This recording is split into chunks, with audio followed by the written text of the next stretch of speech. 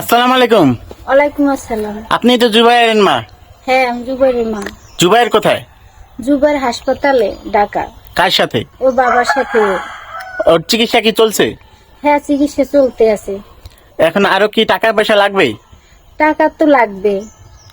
আর কত টাকার মতন লাগতে পারে? এখন কত টাকা লাগবে আমি ঠিক বলতে পারবো না। ওর বাবা আছে হাসপাতালে, ওর বাবাই বলতে পারবে যে কত টাকা লাগবে এখন।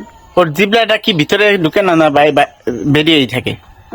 বাহিরেই থাকে, ভিতরে ঢোকে না। কি রক্ত পড়ে। রক্ত পড়ে?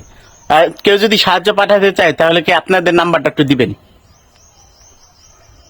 01753856976। এটা ওর বাবার নাম্বার। হ্যাঁ, কি বিকাশ নগদ সব আছে? বিকাশ নগদ রকেট সবই আছে। কারণ আপনার ছেলে কি এই দেশে চিকিৎসা হবে নাকি বিদেশে নিতে হবে?